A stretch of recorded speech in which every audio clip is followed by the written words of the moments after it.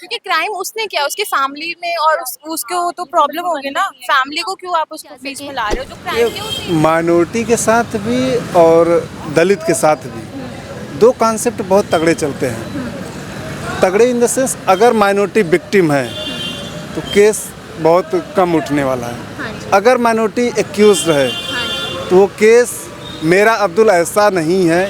ये टैगलाइन चल के ये भारतीय मीडिया चलाती है। बुलडोजर नीति जो योगी आदित्यनाथ जी ने चलाया है वो सही है, और अपराधियों का घर गिराने में कोई गलत नहीं है। नमस्कार, मैं हूं कोमल पेसोया और आप देख रहे हैं न्यूज़ बिहार। हाल ही में सुप्रीम कोर्ट ने बिल्डोजर जैसी गतिविधियों पर सवाल उठाते हुए कहा है कि किसी भी व्यक्ति पर सिर्फ आरोपी होने के आधार पर उसके घर पर बिल्डोजर नहीं चलाया जा सकता। वहीं शासन व प्रशासन पर सवाल उठाते हुए सुप्रीम कोर्ट ने कहा है कि यदि कोई व्यक्ति दोषी भी है तो भी उसके घर पर बिल्डोजर नहीं चलाया जा सकता। दूसरी तरफ यूपी के सीएम योगी आदित्यनाथ का कहना है कि बिल्डोजर चलाने के लिए दिल और दिमाग का होना जरूरी है। इसी मुद्दे को लेकर आज हम जनता के बीच आए हैं। आइए जानते हैं कि जनता इस बारे में क्या कहना चाहती है या फिर जनता की इस बारे में क्या राय है। तो पकड़ो, अब माँ बाप रह रहे हैं उसमें, तो उसको तो छोड़ो ना। जिसको सजा देनी है उसको दो।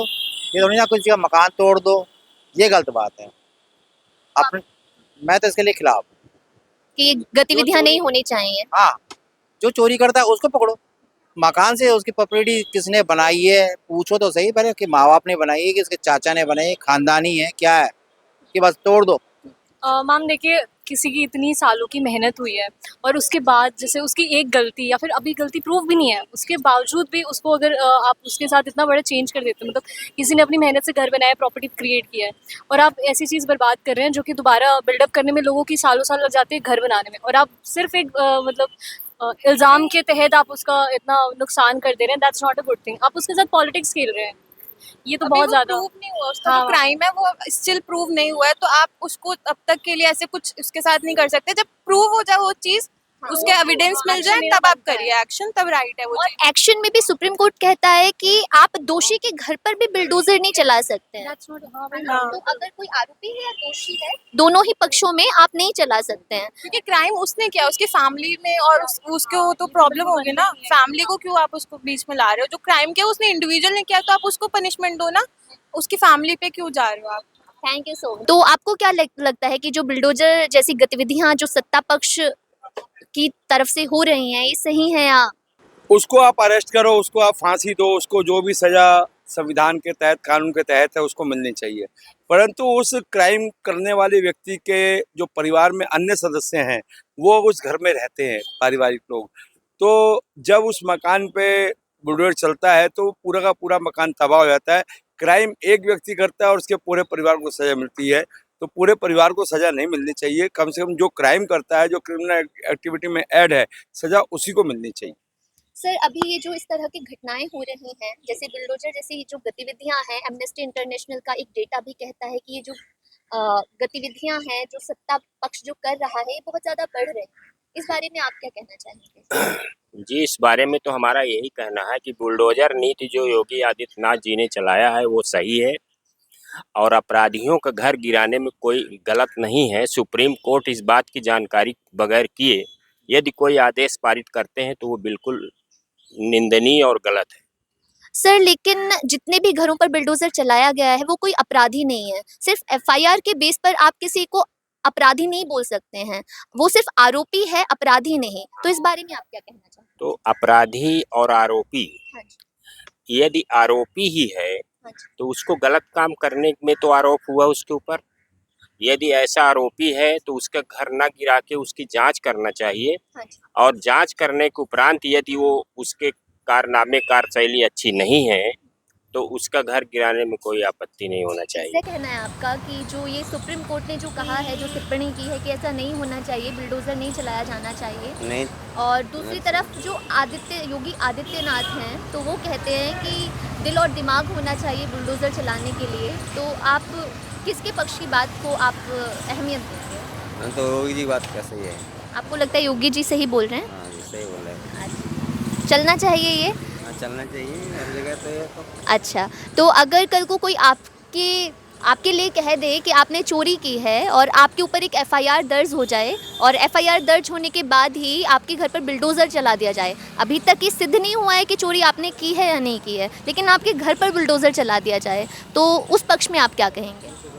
वो तो गलत चीज़ है ना, ये चीज़ तो उस पर तो आवाज़ उठाएंगे उसके लिए तो हम तो। कोई राय रखना चाहेंगे? इसमें प्रशासन की भी कहीं ना कहीं कमी है और सरकार तो उन्हीं का है, तो कहीं की बात हो लेकिन इसको न्याय रूप से देखना चाहिए गौर से। और आपने कहा बुलडोज़र वाली बात, तो मैं ये कहना चाहूँगा कि बिना मतलब जांच पड़ताल आप किसी पे बेवजह मतलब ऐसा नहीं कर सकते। सरकार हो चाहे कानून हो, आप उसके तह तक जाएं, उसके बाद जो है कि उस चीज़ को मतलब जांच पड़ताल करें।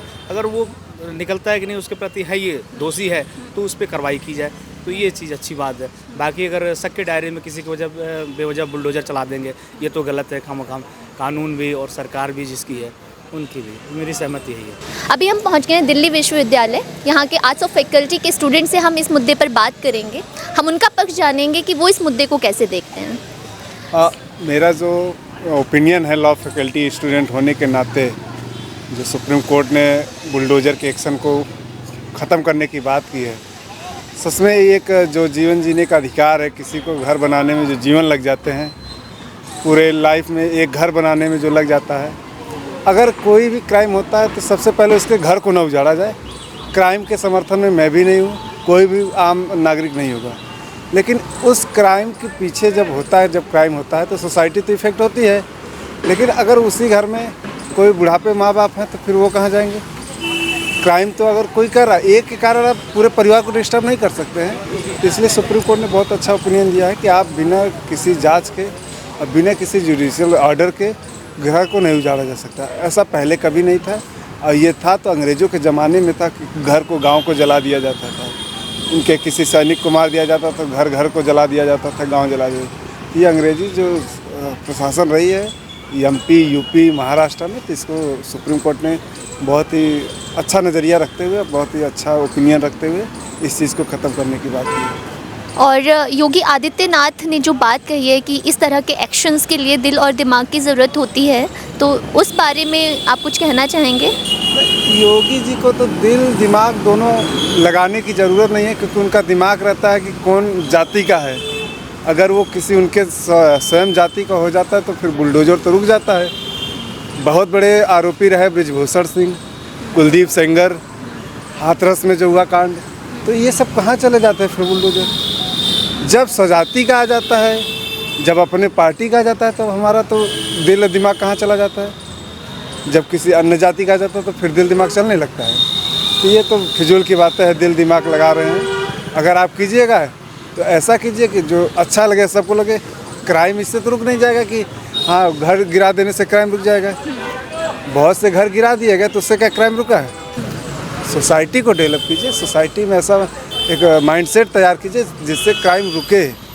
हमें घर गिरा देने से, विश्वविद्यालय गिरा देने से कि आज उस विश्वविद्यालय में ये दीवारों पे ये नारे लिखे गए तो वहाँ के विश्वविद्यालय गिरा दीजिए, वहाँ की दीवारें गिरा दीजिए, इससे नहीं होगा। आप अपने नेशन के प्रति, अपने राष्ट्र के प्रति एक ऐसा विचार पैदा करें जो आपसी भाईचारा, जो सौहार्द की बात करे, हिंदू मुस्लिम से ऊपर, जो जाति धर्म की बात करता है उससे ऊपर उठ के बात करें। ये मेरे ओपिनियन में ये ज़्यादा बेटर होगा।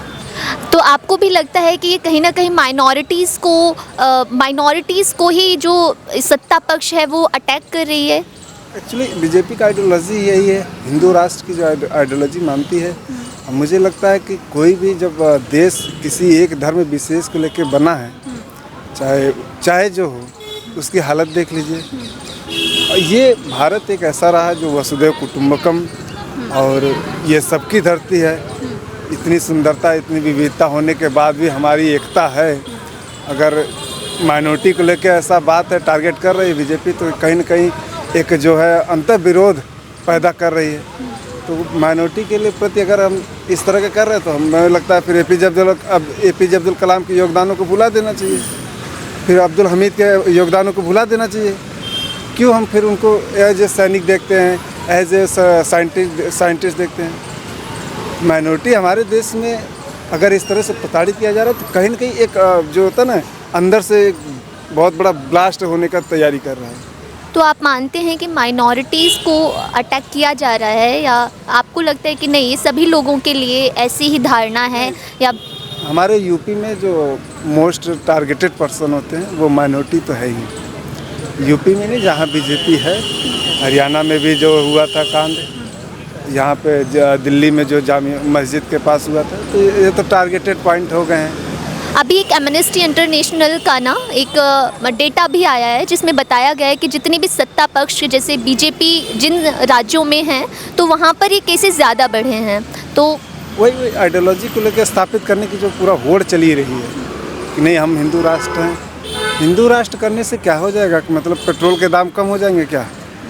हिंदू राष्ट्र कर देने से हमारी जो शिक्षा में कीमतें बढ़ रही है, शिक्षा का बाजारीकरण हो रहा है, उससे कम हो जाएगा क्या? ये माइनॉरिटी के साथ भी और दलित के साथ भी दो कॉन्सेप्ट बहुत तगड़े चलते हैं। तगड़े इन द सेंस, अगर माइनॉरिटी विक्टिम है तो केस बहुत कम उठने वाला है। अगर माइनॉरिटी एक्यूज्ड है तो वो केस मेरा अब्दुल ऐसा नहीं है, ये टैगलाइन चल के ये भारतीय मीडिया चलाती है।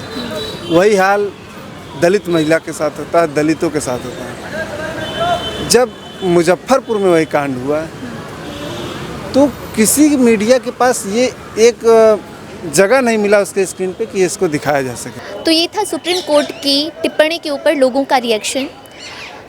आप भी हमें कमेंट सेक्शन में बताइएगा कि आप इस मुद्दे पर क्या सोचते हैं, और सोच कर देखिएगा कि किसी भी इंसान के सबसे बड़े ख्वाबों में से एक ख्वाब होता है उसका अपना घर। और आज तो हम एक ऐसी स्थिति में हैं जहां खुद सरकार ही अपने देश के नागरिकों का सिर्फ धर्म देखकर उनके घरों को ज़मींदोज़ कर रही है, और कहीं कोई हलचल नहीं, सब कुछ बहुत सामान्य है। ये बहुत ही भयानक स्थिति की ओर इशारा कर रहा है।